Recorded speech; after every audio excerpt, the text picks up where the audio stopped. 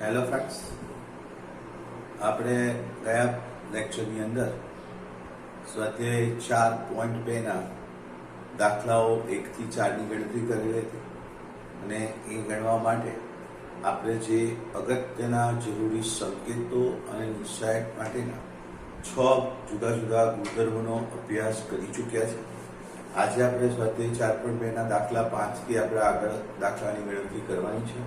પણ એ ચાલુ કરતા પહેલા તમને જે નિશ્ચાયકના અગત્યના 6 ગુણધર્મો છે એ 6 ગુણધર્મોની પહેલા સમજ મેળવીશું, એને યાદ કરી લઈશું અને ત્યાર પછી આપણે દાખલાની ગણતરી કરીશું. એમાં સૌથી પ્રથમ ગુણધર્મ હતો કે નિશ્ચાયકની બધી જ હારને જો અનુરૂપ સ્તંભમાં ફેરવવામાં આવે, એટલે કે આપણે જે શ્રેણિક માટેની વાત કરીએ તો શ્રેણિકમાં RICI પ્રોસેસ કરતા હતા અને પરિવર્તન શ્રેણિક મેળવતા હતા. જો આપણે RICI પ્રોસેસ કરીશું એટલે કે નિશ્ચાયકની બધી જ હારને જો અનુરૂપ સ્તંભમાં બદલવામાં આવે તો નિશ્ચાયકનું મૂલ્ય બદલાતું નથી.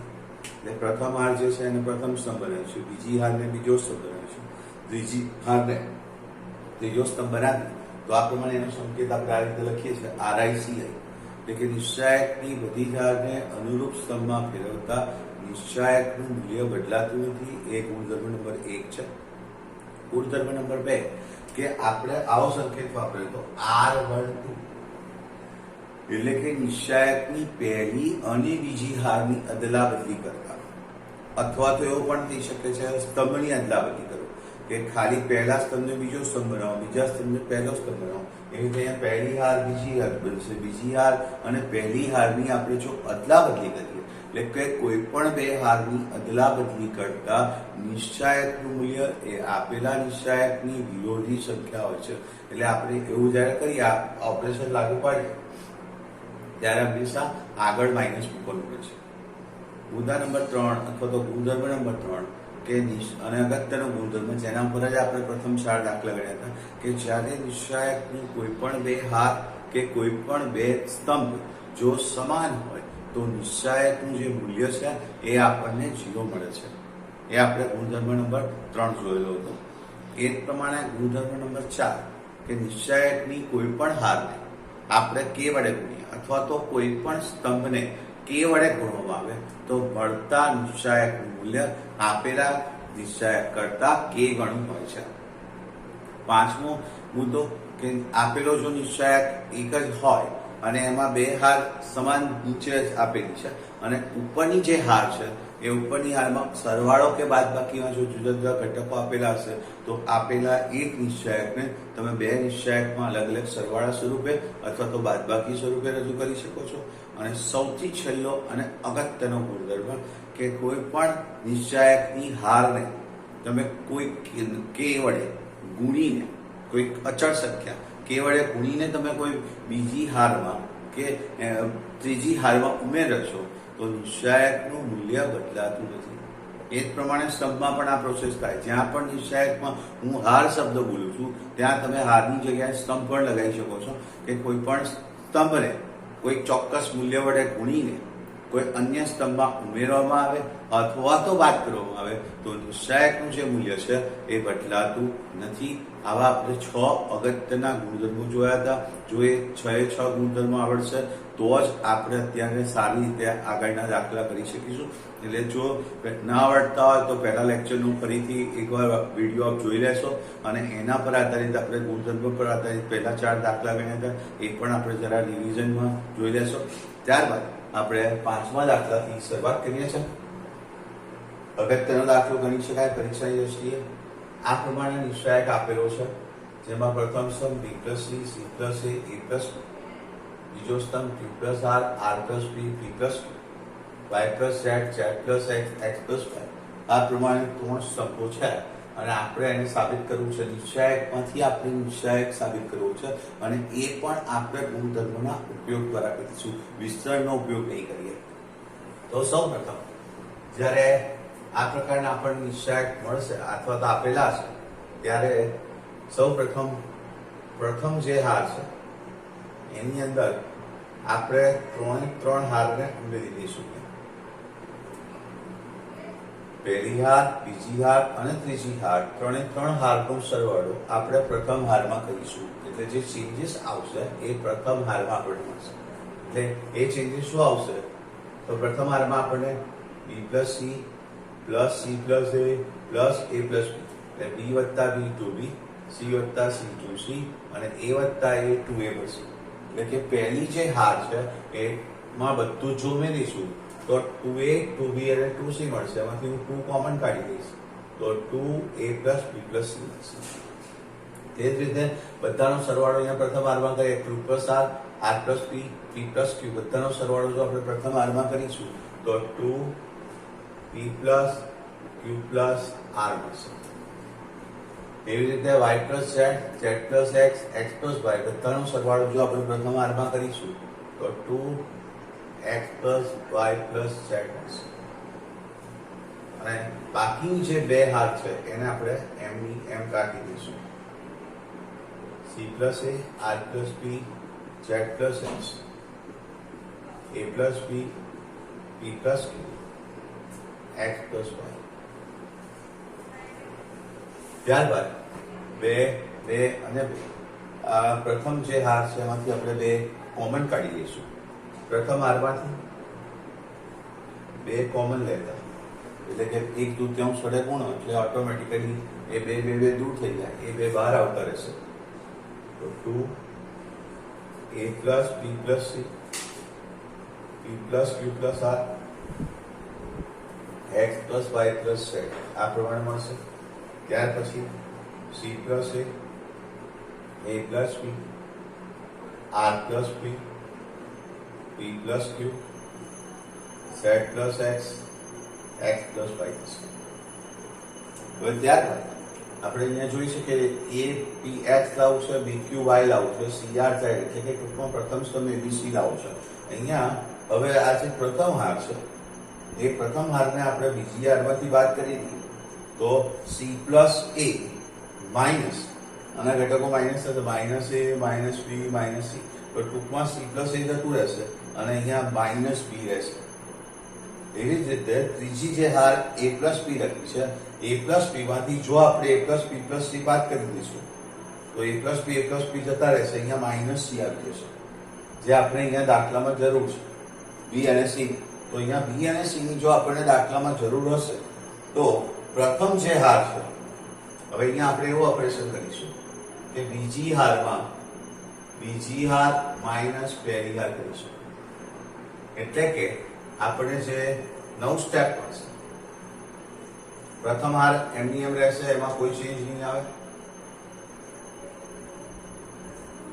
અને એ જ પ્રમાણે આનામાંથી બાદ કરીશું c પ્લસ a માઇનસ ના આવડે તો આપણે આવું રફમાં થોડું વિચારી શકીએ કે c પ્લસ a આ બીજી હાર હતી એમાંથી આપણે પહેલી હાર બાદ કરી કાઢી a plus b plus c, તો c પ્લસ એમાંથી a plus b plus c જતા રહેશે તો minus a plus a cancel, minus c plus c cancel, તો માઇનસ b આપણને મળશે. આવું દરેકમાં થઈ શકશે. r plus p minus p plus q plus r એટલે minus q, z plus x minus x plus y plus z એટલે કે માઇનસ y. એ જ રીતે જો તમે a plus p minus a plus p plus c કરશો તો a જતું રહેશે, b જતું રહેશે. કે ત્રીજી હારમાંથી પ્રથમ હાર બાદ કરીએ એટલે ચેન્જ આવશે ત્રીજી હારમાં. શું ચેન્જ આવશે? ત્રીજી હાર માઇનસ પહેલી હાર. તો આ પ્રમાણે બાદબાકી કરીશું તો અહીંયા માત્ર માઇનસ c રહેશે. અને એવું દરેક ઘટકોમાં p plus q minus p plus q plus r minus r, x plus y minus x plus y plus z minus, આવું આપણને મળશે. અને ત્યાર પછી આપણને ફરી એકવાર પહેલી હારમાં બધું ઉમેરી દઈએ. પહેલી હારની અંદર પહેલી હાર વત્તા બીજી હાર વત્તા ત્રીજી હાર કરીએ તો minus b plus p cancel, minus c plus c cancel, તો આપણને અહીંયા મળશે a. Minus q plus q cancel, plus r minus r cancel, તો તમને મળશે p. Minus y minus z cancel થઈ જશે, આપણે બધું એકમાં ઉમેરીશું એટલે અહીંયા a જ થશે. અને સાથે સાથે જે minus p minus q minus y minus c minus r minus z આવા પ્રકારના પદો જે રહે છે એમાંથી બીજી હારમાંથી આપણે માઇનસ કોમન લઈ લઈશું. બધામાંથી માઇનસ કોમન લઈએ તો પ્લસ જે જવાબ લાવવાનો છે બને છે. અહીંયાથી પણ ત્રીજી હારમાંથી પણ આપણે માઇનસ કોમન લઈ લઈશું. તો ત્રીજી હારમાંથી માઇનસ કોમન લઈશું તો અહીંયા માઇનસ માઇનસ પ્લસ આવી જશે. અને જે આપણે લાવવાના છે નિશ્ચયક, એ નિશ્ચયક આપણને મળી જાય છે. તો આ રીતે માઇનસ માઇનસ પ્લસ, અહીંયા માઇનસ માઇનસ પ્લસ થશે, 2 એકા 2, અને બાકીનો જે નિશ્ચયક છે એ આપણને દાખલામાં મળી જાય છે. તો આ પ્રમાણે પરીક્ષાની દ્રષ્ટિએ આપણે અગત્યનું કહી શકાય એવો દાખલા નંબર 5 ગણ્યો. ત્યાર પછી એની અંદર આપણે આગળનો દાખલો દાખલા નંબર 6 જોઈશું. સ્વાધ્યાય 4.2 ની અંદર ત્યાં પણ આપણે ગુણધર્મના ઉપયોગથી સાબિત કરવું છે. ગુણધર્મના ઉપયોગ દ્વારા આપણે કિંમત મેળવવી છે. Question number 6, 0a minus b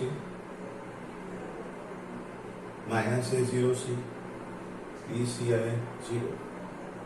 આને આપણે નિશ્ચયક d કહીશું. એની કિંમત આપણે શૂન્ય છે તેમ સાબિત કરવી છે. અગાઉ તમને જો યાદ હોય તો પ્રકરણ 3 માં આવો જો શ્રેણિક હોય તો આવા શ્રેણિકને આપણે વિસંમિત શ્રેણિક કહીએ છીએ. તેનો મુખ્ય વિકર્ણ જે છે એ 0 0 0 છે. બાકીના જે ઘટકો છે પ્લસ માઇનસ માં આપેલા છે. a તો માઇનસ, માઇનસ b તો પ્લસ, માઇનસ c તો પ્લસ. જો આવા પ્રકારના ઘટકો આપેલા હોય તો આપણે આવા શ્રેણિકને વિસંમિત શ્રેણિક કહે છે. અને અહીંયા આપણે એક વસ્તુ નોંધીશું, એમસીક્યુ માટે ખાસ અગત્યની છે કે વિસંમિત શ્રેણિક હોય તેના નિશ્ચયકનું જે મૂલ્ય છે એ હંમેશા 0 થાય છે. જો પ્રથમ આના અગ્રવિકર્ણના 3 ઘટકો 0 હશે અને બાકીના ઘટકો જો પ્લસ માઇનસમાં આવેલા છે એટલે કે વિરોધી ચિહ્નમાં આવેલા હશે તો આવો શ્રેણિક વિસંમિત શ્રેણિક કહેવાય. અને જ્યારે આપણે એનું નિશ્ચયક મેળવીએ ત્યારે એનું જે મૂલ્ય છે એ હંમેશા આપણને 0 મળે છે. એ આપણે એમસીક્યુની દ્રષ્ટિએ અગત્યનો પ્રશ્ન કહી શકાય, એટલે આપણે એ વસ્તુને નોંધીશું. હવે અહીંયા આપણે આને સાબિત કરવું છે. તો એ સાબિત કરવા માટે સૌપ્રથમ હું 3 હારમાંથી માઇનસ કોમન લઈ લઉં છું. પહેલી, બીજી તેમજ ત્રીજી 3 હારમાંથી માઇનસ કોમન કાઢીએ તો આપણને 0 minus a minus b, minus છે ત્યાં પ્લસ થઈ જશે. એ જ પ્રમાણે માઇનસ છે ત્યાં પ્લસ થશે, 0 માઇનસ છે ત્યાં પ્લસ થશે, પ્લસ છે ત્યાં માઇનસ થશે. આ પ્રમાણેના આપણને ઘટકો મળશે. એટલે -1 -1 -1 એટલે minus 0 minus ab a 0c અને માઇનસ b માઇનસ c 0. અગાઉ આપણે જે પ્રથમ ગુણધર્મની વાત કરી એ ગુણધર્મ પ્રમાણે જો આપણે RICI પ્રોસેસ કરીશું એટલે કે નિશ્ચયકની બધી જ હારને જો તમે સ્તંભમાં બદલી નાખશો તો નિશ્ચયકનું મૂલ્ય બદલાતું નથી, એટલે આ એનું જ રહેશે. RICI પ્રોસેસ કરીએ છીએ એટલે 0 પ્રથમ હાર એ પ્રથમ સ્તંભ બને છે, બીજી જે હાર છે એ બીજો સ્તંભ બને છે, અને ત્રીજી જે હાર છે એ ત્રીજો સ્તંભ બને છે. આ પ્રમાણેના ઘટકો મળશે. અને એ ઘટકો તમે જોઈ શકો 0 a minus b, 0 a minus b, minus a 0 minus c, minus a 0 minus c, b c અને 0, b c અને 0. આ પ્રમાણેના આપણને ઘટકો મળશે. અને એ ઘટક જે છે એ d છે, માટે આપણે આને કહી શકીએ માઇનસ t. તો આપણે સાબિત કર્યું કે d બરાબર માઇનસ t. અને જો d બરાબર માઇનસ t થાય તો આપણે એવું કહી શકીએ કે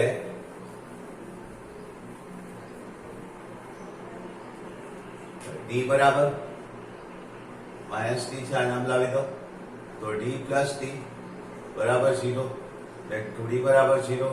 માટે d ની જે કિંમત છે એ 0 મળશે. એટલે કે આપેલા નિશ્ચયકનું જે મૂલ્ય છે એ 0 છે એમ આપણે કહી શકીએ છીએ. તો આ આપણો દાખલા નંબર 6 થયો.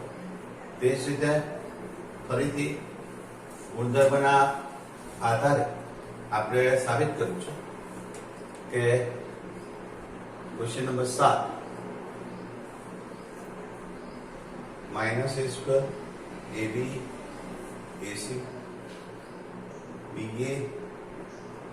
ba -b square bc ca cd અને -c સ્ક્વેર આની જે કિંમત છે એ 4 a square b square c square છે. આવું આપણે સાબિત કરવા માંગીએ છીએ. તો અહીંયા જોઈ શકો છો સરળતાથી કે પ્રથમ જે હાર છે એ પ્રથમ હારની અંદર એક કોમન છે. એટલે આપણે પ્રથમ હારમાંથી એને કોમન લઈશું. જ્યારે કોમન લઈએ છીએ ત્યારે આપણે આ રીતના સંકેતનો ઉપયોગ કરીએ છીએ. જ્યારે આપણે ગુણ્યા છે ત્યારે એ ઉપર લખીએ છીએ. એવી રીતે બીજી જે હાર છે બી બી અને બી એવું કોમન દેખાય છે એટલે બીજી હારમાંથી આપણે બી કોમન લઈશું અને ત્રીજી જે હાર છે એમાંથી આપણે સી કોમન લઈશું. તો આ પ્રમાણે એબીસી આપણે કોમન કાઢીશું. તો અંદર જે મળતા ઘટકો છે અહીંયાથી a સ્ક્વેર માંથી a કોમન એટલે માઈનસ a, ab માંથી a કોમન એટલે b, ac માંથી a કોમન એટલે c, ba માંથી b કોમન એટલે a, માઈનસ b સ્ક્વેર માંથી b કોમન એટલે માઈનસ b, bc માંથી b કોમન એટલે c. તે જ પ્રમાણે અહીંયા c કોમન છે એટલે a, c કોમન છે b, c કોમન છે એટલે માઈનસ c. ત્યાર પછી ફરીથી એકવાર પ્રથમ સ્તંભ જુઓ તો a b b b અને c c c એવા પ્રકારના ઘટકો છે. એટલે પ્રથમ સ્તંભમાંથી આપણે a કોમન કાઢીશું, બીજા સ્તંભમાંથી આપણે b કોમન કાઢીશું અને ત્રીજા સ્તંભમાંથી આપણે c કોમન કાઢીશું. એટલે ઓલરેડી પહેલા abc હતું, ફરીથી આપણે abc કોમન કાઢી લીધું છે એટલે a square b square c square થઈ જશે અને બાકીના જે ઘટકો છે -1 1 કે અહીંયાથી a કોમન છે એટલે -1 1 1 મળશે. અહીંથી b કોમન છે 1 -1 1 1 1 અને -1 આ પ્રમાણેના ઘટકો મળશે. ત્યાર પછી તમારે કોઈ હાર આ હારને આની અંદર ઉમેરી દઈશું. બીજી હારને પ્રથમ હારમાં ઉમેરતા બીજી હાર વત્તા પહેલી હાર આવું આપણે કરીશું પ્રથમ હારની અંદર. એટલે કે r1 માં આપણે આ કરીએ r1 + r2 તો આ પ્રોસેસ આપણે મૂકીશું. તો જવાબ આવશે પહેલા abc છે a square b square c square અને ત્યાર પછી અહીંયા પહેલી હાર અને બીજી હારનો ઉમેરો કરીશું. -1 + 1 0 -1 + 1 0 અને 1 + 1 2. બહુ જ અગત્યની વાત છે કે નિશ્ચાયકનું જ્યારે પણ આપણે સાદુરૂપ આપીએ છીએ તો ગુણધર્મનો જ્યારે ઉપયોગ કરીએ છીએ ત્યારે આ ખાસ મહત્વનો ગુણધર્મ છે કે નિશ્ચાયકમાં બને ત્યાં સુધી એવા પ્રકારની પ્રક્રિયા કરવી કે નિશ્ચાયકના જે ઘટકો છે એ મોટા ભાગના ઘટકો 0 થઈ જાય. અને એમાં પણ ખાસ કરીને જો એક જ સ્તંભમાં કે એક જ હારમાં જો 0 થઈ જતું હોય તો બેસ્ટ. કારણ કે જો હવે આપણે આનું સાદુરૂપ આપવું હશે તો ઓબ્વિયસ વાત છે કે જેમાં વધારે આગળ આપણે શીખી ગયા કે જેમાં સૌથી વધારે 0 હોય તેવી હાર કે તેવા સ્તંભને પસંદ કરીએ છીએ. તો અહીંયા પ્રથમ હારને પસંદ કરું જેમાં 2 0 છે તો આ 0 હોવાના કારણે આનું સાદુરૂપ આપવાનું બાકી રહેતું નથી. આ પણ 0 છે એટલે એનું પણ સાદુરૂપ નહીં આપવું પડે. ખાલી માત્ર આ બેનું સાદુરૂપ આપવું પડશે. એ હાર અને સ્તંભ તમે કાઢી કાઢશો તો અહીંયા a square b square c square અને 2 લઈને આપણી પાસે ખાલી એટલો નિશ્ચાયક વધશે 1 1 -1 કરી અને ત્યાર પછી તમે એનો ગુણાકાર કરશો તો a square b square c square 2 1 -1 તમને 2a સ્ક્વેર b સ્ક્વેર અને અહીંયા આ 2 1 + 1 એટલે 2 2 2 4 જવાબ આવશે 4a square b square c square. તો આ પ્રમાણે તમે ક્વેશ્ચન 7 નો answer 4a square b square c square એમ મેળવી શકો છો. જે આપણા દાખલા નંબર 7 નું પ્રૂફ છે. એવી જ રીતે ફરીથી એક આપણે અગત્યનો દાખલો જોઈશું. દાખલા નંબર 8 જેની અંદર તમને નિશ્ચયાંક આપેલો છે અને આપણે નિશ્ચયાંકના ગુણધર્મોના આધારે સાદુરૂપ આપી અને તમારે એની કિંમત મેળવવાની છે.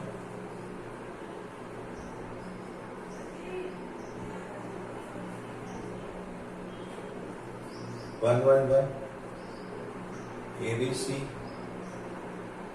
Square B square C square આ પણ એક અગત્યનો દાખલો ગણી શકાય અને એના માટે આપણે સાબિત કરવું છે a minus B B minus C અને સી માઇનસ સી. ફરીથી ગુણધર્મના આધારે આપણે સાબિત કરીશું. હમણાં જ મેં તમને શીખવાડ્યું તે પ્રમાણે નિશ્ચયાંકની અંદર આપણે સાદુરૂપ આપવા માટે એવી રીતે વિચારવાનું છે કે જેથી એની અંદર મેક્સિમમ 0 આવે. સાથે સાથે તમારે જે જમણી તરફ સાબિત કરવું છે એ ઘટકો પણ ગોઠવાતા જાય એ પ્રમાણે આપણે સાબિત કરીશું અથવા તો એ પ્રમાણે આપણે પ્રક્રિયા કરીશું. અહીંયા એક આપેલો છે, અહીંયા પણ એક આપેલો છે. તો આપણે જો પ્રથમ હારની અંદર પ્રથમ હાર માઇનસ બીજી હાર કરીએ એટલે કે જો આ હારને આપણે આમાંથી બાદ કરીએ એટલે પ્રથમ જે હાર છે એને જો તમે પ્રથમ હારમાંથી જો તમે બીજી હાર બાદ કરી કાઢશો તો તમને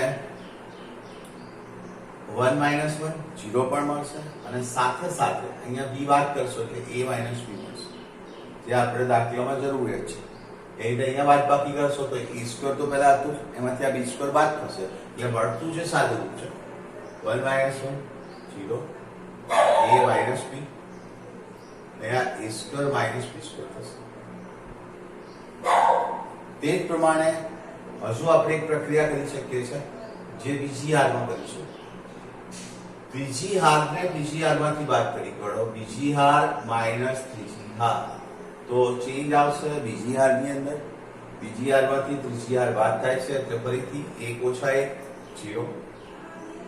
સી આમાં બી ને સી માંથી બાદ કરો એટલે બી માઇનસ સી. અહીંયા બી સ્ક્વેર માઇનસ સી સ્ક્વેર થશે અને સાથે ત્રીજી હારમાં કોઈ ચેન્જીસ આવતા નથી એટલે એ આપણે એમને મૂકીશું. હવે જાણીએ છીએ એ પ્રમાણે a square minus B square જે છે એના અવયવ છે કે a માઇનસ બી અને a પ્લસ બી. એટલે આ જે પ્રથમ હાર તમને દેખાય છે 0 a માઇનસ બી અને અહીંયા a સ્ક્વેર માઇનસ બી સ્ક્વેરમાં a minus B a plus B છે એટલે કે પ્રથમ હારમાંથી આપણને a માઇનસ બી જે છે એ કોમન મળે છે. તે જ રીતે અહીંયા છે B square minus C square છે એના અવયવ પાડીએ તો B minus C B plus C. એટલે આ જે બીજી હાર તમને દેખાય છે 0 બી માઇનસ સી અને એના અવયવ B minus C B plus C છે એટલે બીજી હારમાંથી બી માઇનસ સી કોમન છે. તો પ્રથમ હારમાંથી તમે a માઇનસ બી કોમન કાઢશો.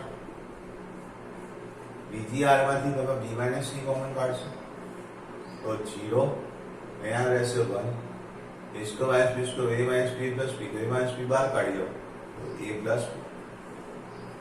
એ જ પ્રમાણે અહીંયા 0 b માઇનસ સી કોમન કાઢો એટલે 1 b minus C B plus C b minus C બહાર કાઢો એટલે b પ્લસ સી અને તે જ રીતે 1 સી સી સ્ક્વેર હશે. હવે ત્યાર પછી તમે જુઓ તો એક જ સ્તંભમાં 2 0 આવી જાય છે. જો એક જ સ્તંભમાં 2 0 આવી જાય તો આપણે એનું સરળતાથી સાદુરૂપ આપી શકીએ. પ્રથમ સ્તંભના જ ઘટકનો ઉપયોગ કરી સાદુરૂપ આપો તો આ 2 0 0 જતા રહેશે. ખાલી આ એક વાળા જે ઘટક છે એનું સાદુરૂપ આપવાનું રહેશે. a માઇનસ બી માઇનસ એક લઈ અને તમારે 1 1 a પ્લસ બી અને બી પ્લસ સી લખવાનું રહેશે. ત્યાર પછી એને બાદ બાકી કરશું a minus B B minus C અહીંયા બાદ બાકી કરો B plus C minus a minus B B cancel થશે અને જવાબ આવશે સી માઇનસ. માટે આમ મળતા જે ઘટક છે a minus B minus C અને સી માઇનસ a. તો આ આપણા દાખલા નંબર 8 નો પહેલો દાખલો છે જેમાં આપણે આ પ્રમાણેની સાબિતી મેળવી. આવો જ આપણે દાખલા નંબર 8 માંથી બીજો દાખલો જોઈશું.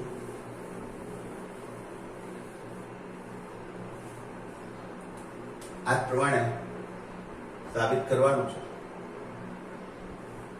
પણ આ જે ઘટકો છે એ આપણને અહીંયા જે સ્તંભમાં આપ્યા હતા એ હારમાં આપેલા ઘટકો છે 1 1 1 બીજો સ્તંભ છે તો એબીસી, એ અહીંયા આપણે એબીસી આપેલો છે અને અહીંયા જે વર્ગ છે એ વર્ગના બદલે આપણને ઘન આપેલું છે, એ ક્યુબ, પી ક્યુબ અને સી ક્યુબ. હવે આ જે ઘટકો છે એને આપણે સાબિત કરવા માંગીએ છીએ. a minus B, B minus C, C minus C અને a plus B plus C. આ પ્રમાણે એની સાબિતી કરવી છે, જે અહીંયા આપણે ઓલરેડી યાદ કરેલું છે. a minus B, B minus C, C minus C, એમાં એક ઘટક વધી જાય છે કારણ કે અહીંયા ઘન આવે છે માટે. ફરીથી એક જ હારમાં કે એક જ સ્તંભમાં આપણને જ્યારે 3 એકા, મારી દ્રષ્ટિએ કહું તો 3 એકા દેખાશે ત્યારે આપણે હંમેશા 2 જીરો સરળતાથી લાવી શકીશું, કારણ કે આને ખાલી માત્ર આમાંથી બાદ કરી દેશો એટલે કોલમ 1 માંથી કોલમ 2 તમે બાદ કરશો તો ઓબ્વિયસ વાત છે કે 1 માઇનસ 1 એ 0 મળશે. એ જ પ્રમાણે અહીંયા a માઇનસ b મળશે. તે જ રીતે અહીંયા a cube minus b cube મળશે.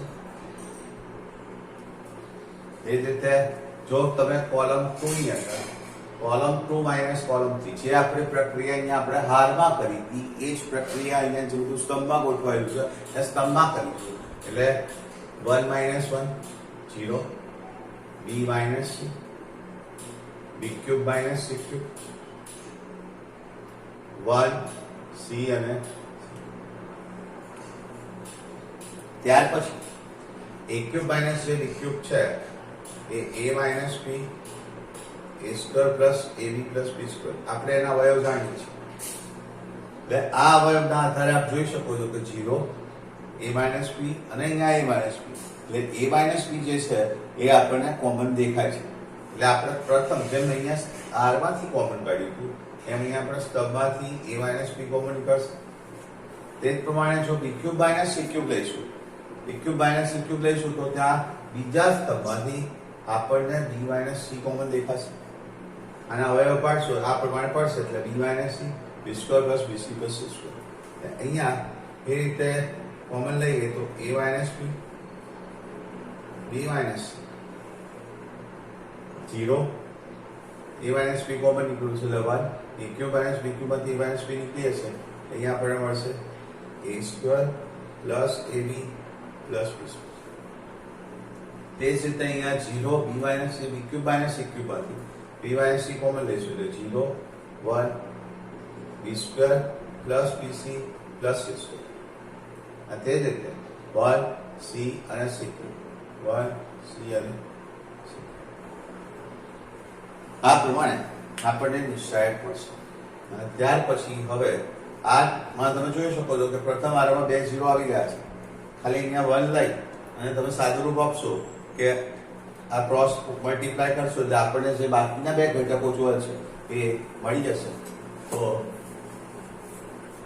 પ્રથમ હારના આધારે એનું વિસ્તરણ અને એને સાદુરૂપ આપતા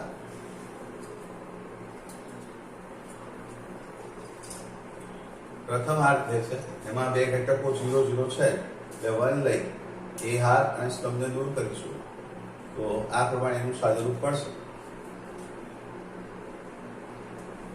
a minus b, b minus c, 1 લઈ 1 a square plus ab plus b square, 1 b square plus bc plus c square. ત્યાર પછી એનો ગુણાકાર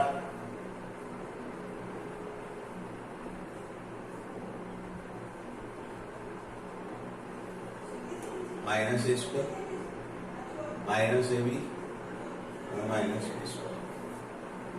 અહીંથી minus B square plus B square cancel થાય છે.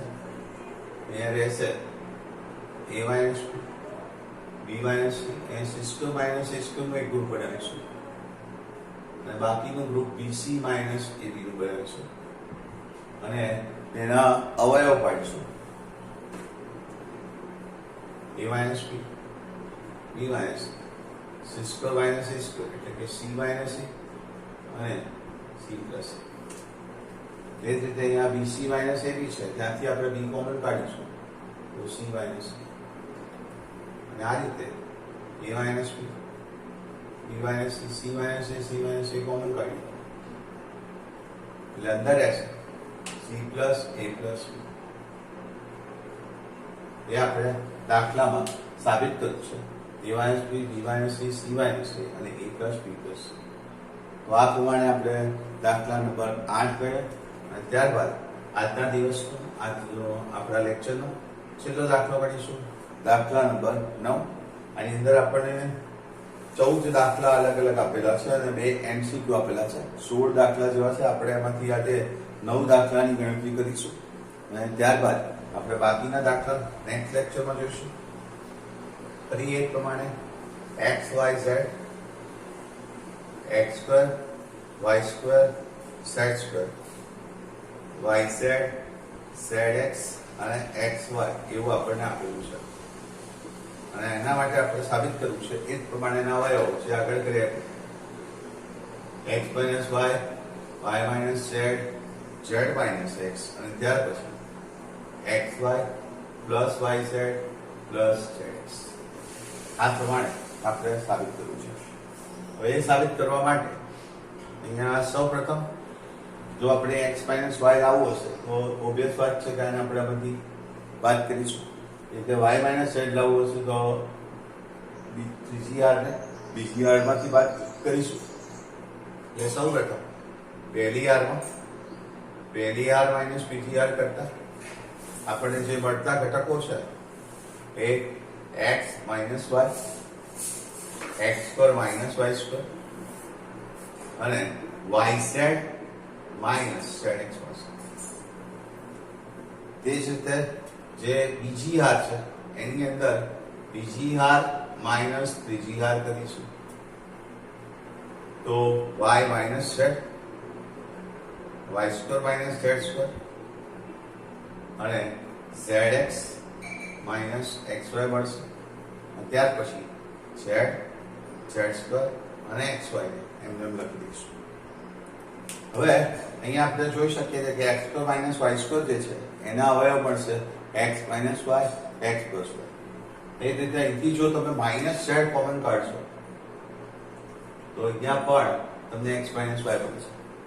આમ પ્રથમ જે આ છે x minus y આના અવયવ પાડો એટલે x minus y આવશે. અહીંયાથી z common minus z common લેશો એટલે x minus y આવશે. x minus y કોમન થશે. એ પ્રમાણે જે બીજી આ છે અહીંથી તમે માઇનસ x કોમન લો તો y minus z હશે અને અહીંયા તમે અવયવ પાડશો y square minus z square તો y minus z, y plus z મળશે. એટલે કે ટૂંકમાં આપણે પ્રથમ અને જે બીજી હાર છે એમાંથી તમે x minus y અને y minus z જે છે એ આપણે કોમન કાઢી લઈશું.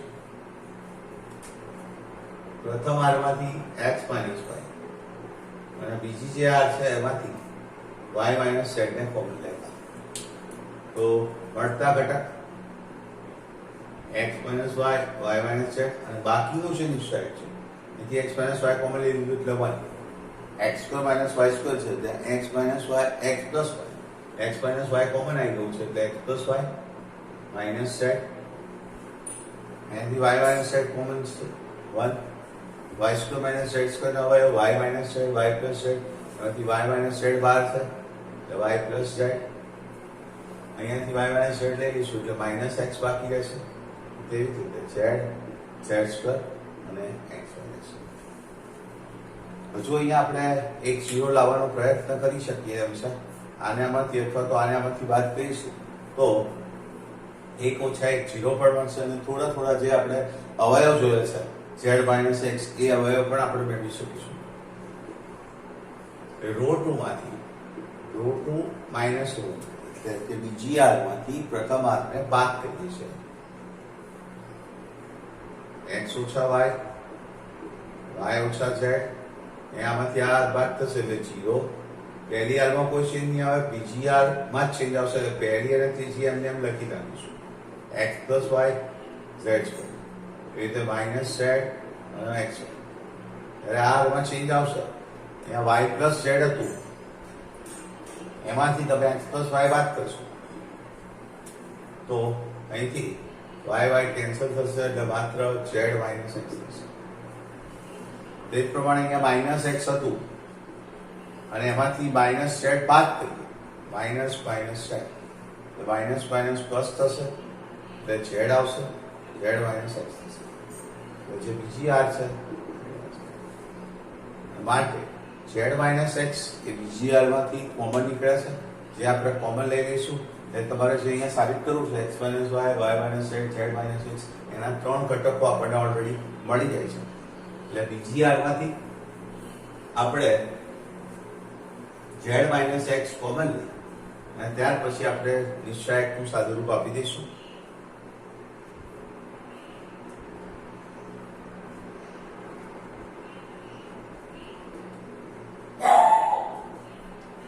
તો એ પ્રમાણે ઝેડ માઇનસ એક્સ સાદુરૂપ આપો તો 1 x plus Y minus 0 1 1 Z Z square X. અને ત્યાર પછી પહેલા સ્તંભને આધારિત આપણે નિશ્ચાયકનું સાદુરૂપ આપીશું, એટલે કે કિંમત મેળવીશું. તો એ કિંમત x ઓછા y, y ઓછા z, z ઓછા x. અહીંયા જો 1 લઈશો તો 1 into xy minus z square. તે જ પ્રમાણે બીજો ઘટક 0 લઈશું ત્યારે આપણે 0 માં કંઈ લખવાની ખાસ જરૂરિયાત નથી, કારણ કે 0 ગુણ્યા કંઈ પણ કરીશું તો જવાબ 0 મળશે. બાકી અહીંયા રહેશે z, નું જો સાદુરૂપ આપીશું તો અહીંયા x plus y minus minus z એટલે કે પ્લસ z થઈ જશે. અને ત્યાર પછી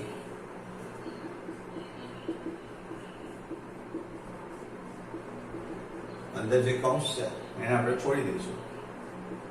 xy minus z square, zx plus yz plus z into z, z square minus z square plus z square cancel થશે એટલે આપણને મળતા ઘટક xy plus yz plus zx જે આપણે સાબિત કરવાનું છે.